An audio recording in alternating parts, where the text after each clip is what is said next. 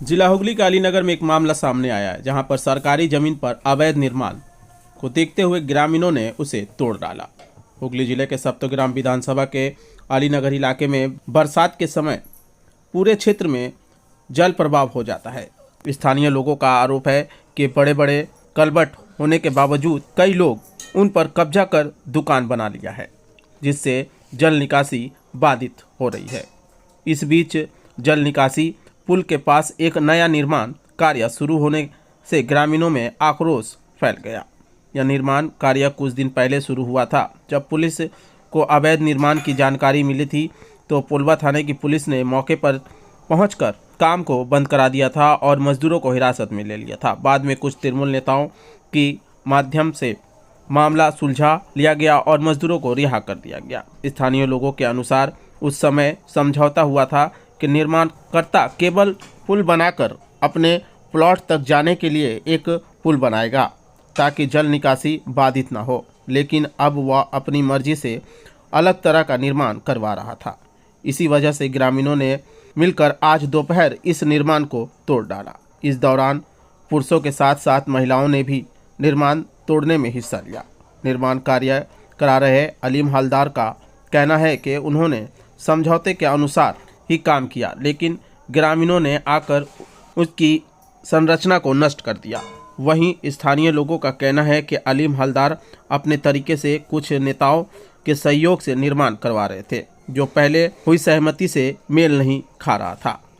घटना की जानकारी मिलते ही पुलवा थाने की पुलिस मौके पर पहुंची और दोनों पक्षों को वहां से हटाया। अलीम हलदार ने दावा किया कि उन्होंने पंचायत को पैसे देकर अनुमति ली थी, जिसके बाद ही उन्होंने काम शुरू किया था। हालांकि जब इस बारे में पंचायत प्रमुख से फ़ोन पे बात की गई तो उन्होंने स्पष्ट किया कि निजी ज़मीन के लिए अनुमति दी जा सकती है, लेकिन सरकारी ज़मीन पर निर्माण की अनुमति पंचायत कभी नहीं देती।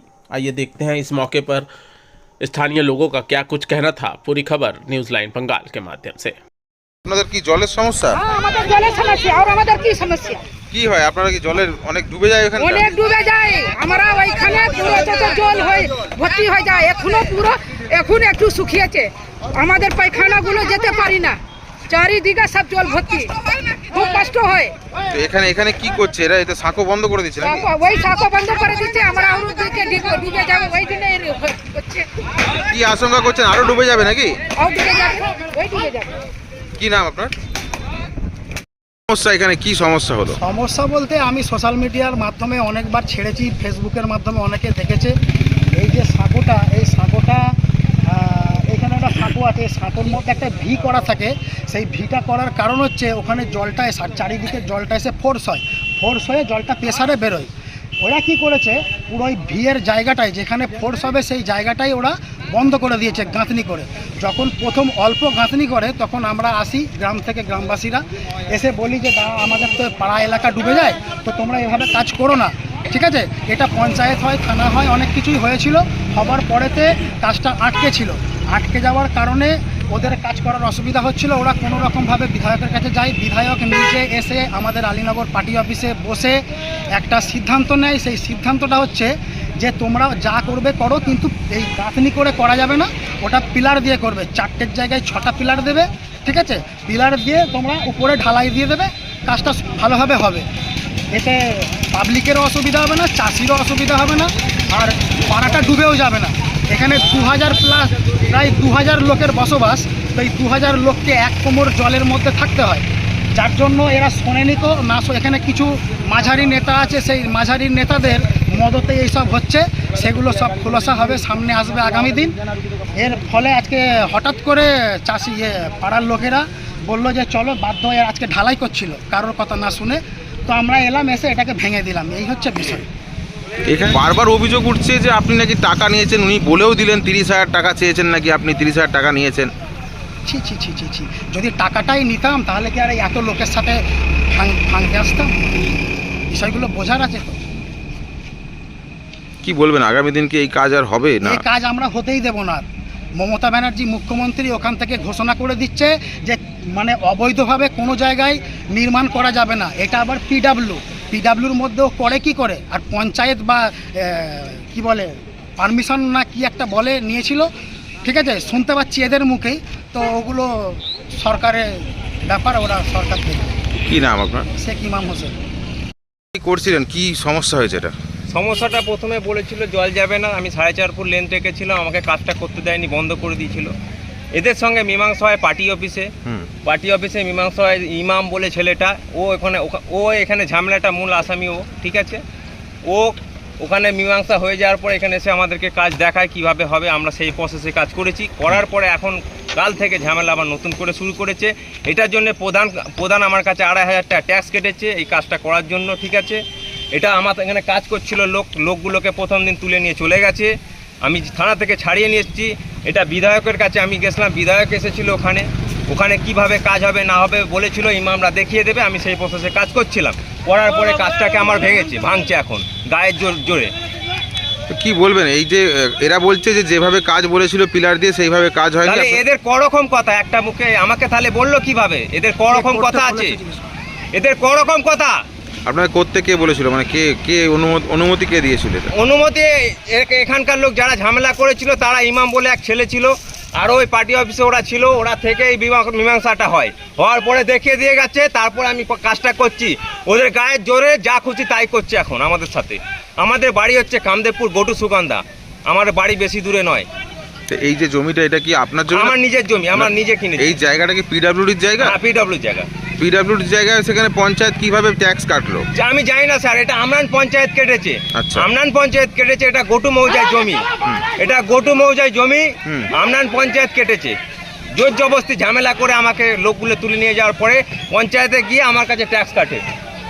তো এখন কি আপনার দোকান ভেঙে দিচ্ছে? এটা কি করবেন? দোকান নয় এটা স্যার, আমি এটা এখান থেকে গাড়ি পার করার জন্য ব্রিজ, এটা কালভেট হচ্ছে, এইরকম কালভেট হচ্ছে, ভেতরে আমার জমি আছে, মাটি ফেলা হবে। আপনাদের আমাদের জলে এত কষ্ট হচ্ছে, যখন ডিবিং ছিল তখন 1 কোমর করে জল হয়ে যাচ্ছে, পুরো বছর জল শুকাচ্ছে না। এখন এটা করে দিচ্ছে, তো কতটা জল আমাদের ঘরে ভরবে বলো? হ্যাঁ, পুরো উঠোন, পুরো পায়খানা সব তো ভর্তি হয়ে যায়। তো এখন কি আশঙ্কা করছেন যে এটা হওয়ার জন্য পুরোটাই ডুবে যাবে? আরো ডুববে, এটা করছে তো আরো ডুববে, জলটা তো পাসই হবে না, কি করে পানি পাস হবে? এটা করছে কে জানেন? এটা কে করছে? কে করছে এটা জানেন না? হ্যাঁ, যার জায়গা সেই করছে। কতবার তো বলা হয়েছে, কিছু তো শুনছে না। কি নাম আপনার? আফসানা বানু। হয়েছিল তো আপনাদের পার্টি অফিসে একটা মীমাংসা চলছিল, মীমাংসার সময় কি কথা হয়েছিল? বিধায়ক কথা বলেছিল যে এই যে এখানটায় যেটা কাজটা চলছে পুরো, হ্যাঁ, বলছে পুরো ফাঁকা করে দিতে 4টে কলম, ও পাশে 2টো, এই পাশে 2টো হ্যাঁ। কলম রেখে যদি মধ্যখানে প্রয়োজন যদি একটা হয় দেবে, দিয়ে তারপরে ওপরটা নিচেটা ফাঁকা থাকবে, ওপরে এবার কি কারবার করবে না কারবার করে কিছু করার দরকার নেই, এই কথাটা বলা হয়েছিল। কিন্তু অযথা এবার কাজ করছে এরকম, তাই জন্য জনগণ এখানে যে মানে যেভাবে বলা হয়েছিল সেইভাবে করেনি কাজ। কোনো কাজে ঠিক নেই।